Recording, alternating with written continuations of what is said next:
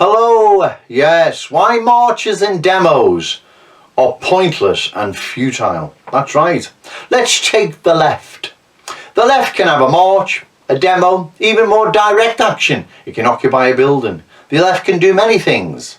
And the reason their street activity is more successful than ours is because they have fellow travellers in Parliament, the TV, journalists, academia, education, you name it. They'll have fellow travellers in every facet of society that can help their cause that they're demonstrating or marching about on the street.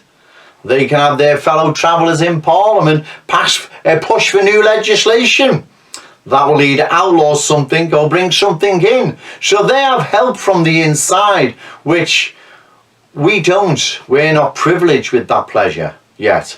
So our marches and demos will just attract opposition, which will scream, shout, and there'll be violence associated with it, which it undoes everything while you're there, and it just then becomes synonymous with violence, dangerous people with dangerous ideas. So our marching and demos don't achieve anything, right? The left do, because they've got fellow travellers on the inside, Parliament, media, journalists, academia, education, wherever, that can help them in many, many ways. So that's why marches and demos from nationalists is pointless and futile, and that's why they need to stop. Also as well, the 10,000 strong Football Lads Alliance, why that's pointless and futile is the 10,000 lads don't all live in one area where they could vote like the Muslims do. And also, if a political party was born out of the Football Lads Alliance, out of that 10,000, I will guarantee you now, there'll be no more, and I'm being generous here, there'll be no more than 100 that would join. If they knew there was no more St. George in my heart, and they had to go and do some real hard work, like slogging the streets and putting leaflets through letterbox, hail, rain and snow, knocking on the doors, talking to people, canvassing people in shopping centres, shopping malls, right? I'll guarantee you 99.9% of them would vanish. Yeah, you know they would. If I'm wrong, then there's enough people there to get a political movement up and running. If there was 10,000 people, assuming that's how many was there, I don't dispute it, the crowd was big. 10,000 football firms, lads, whatever, right? There's a political movement in the making. But I will guarantee you now, I'll put money on it.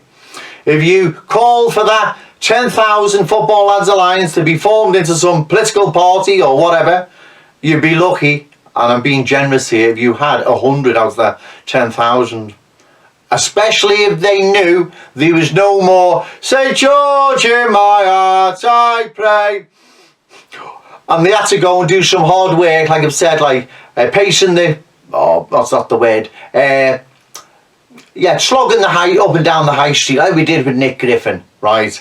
We literally, during that 201, 202 in Oldham, we were slogging them streets, hail, rain and snow, daytime right up until 10 o'clock when it was dark, right? We were knocking on doors. We done everything. It was hard work, and it was a real slog, as they say, right? I will guarantee you, right, out of that 10,000, you'd be lucky if you got 100. So there you go.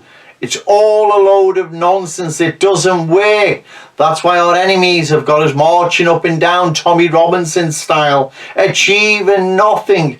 And from the very beginning, when the EDL Tommy Robinson hit the scene 2009 to the present day Royal Ascot, what's Tommy Robinson achieved political wise? Zilch. Has he stopped any Islamic terrorist attacks? No.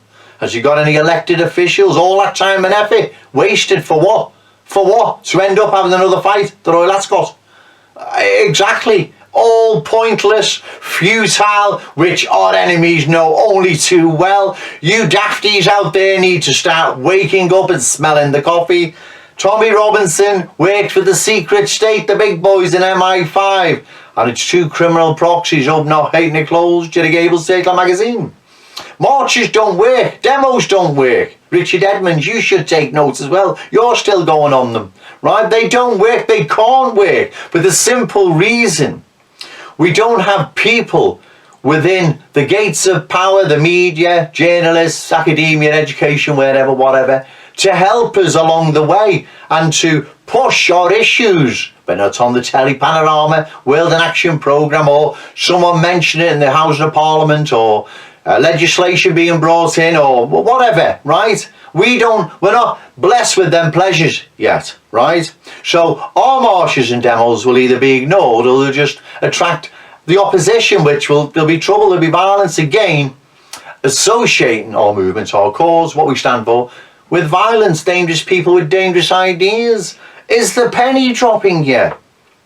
Well, I'll keep making these videos till it does, till eventually even the daftest of daft start realising that it's just a load of nonsense, pointless and futile.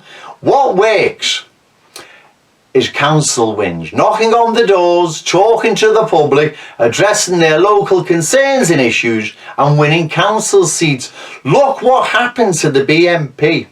Once it started taking off under Nick Griffin, in 2001 they brought Darren Wells in to start a riot in Oldham, again associating the move with violence, dangerous people, dangerous ideas, and that definitely held the BNP back in Oldham, without a doubt. Right? That's what they did, because they panicked. They could see the mood was changing. And also as well, when they did start winning in places like Burnley and Blackburn and Halifax and many, many other places, they went into massive overdrive, unprecedented in the history, probably, of white nationalism the world over. They sent dozens and dozens of spies in, not one or two, Ray Hill or Hal Turner.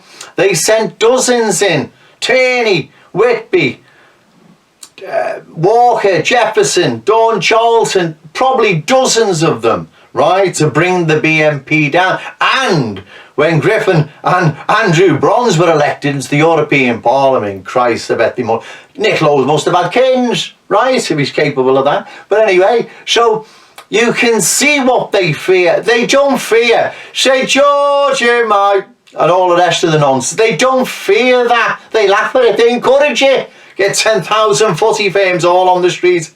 March up and down and sing the aforementioned and achieve zilch. Nothing. Have a few Sikhs give a talk and leaders, and they're leading our people now. The Sikhs, Christ, what's it coming to, you know? Not against them nice gentlemen. I'm sure that they're nice men, but you see where I'm coming from. What's happened to our movement? Well, we know what's happened to it. You see, what they fear is British nationalism. That's what they fear. But a sensible British nationalism. We were on the way, we were on the right road with Nick Griffin in the 2000s, but the spies outwitted him, hoodwinked him, kidded him, and booted him out, even though he was warned year in, year out, and he took no notice. I bet he was one of my detractors as well. Oh, Paranoid Joe. Oh, is that John Tyndall? But anyway, so that's what they fear. If you're watching Nick Griffin, in fact, you know what they fear. They don't fear you going on about the Kalegi plan or nationalist cadres or War of the Cradle. They're fucking laughing at you. They're laughing at you, literally, right? And you know they are. You need to get off that stupid Nick Griffin British Unity with your silly symbol. Whatever that's supposed to represent. What is it? Resistance, clockwork, orange cares. Oh, I don't know, yeah. You need to get off that and start doing something, right? The people are out there. They're crying out for leadership. We can do this again. But I'm going to start it off hopefully September, October. But I need all the people I can get. Good people.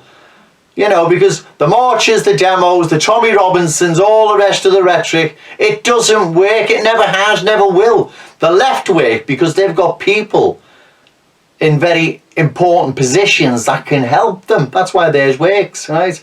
Okay, thank you.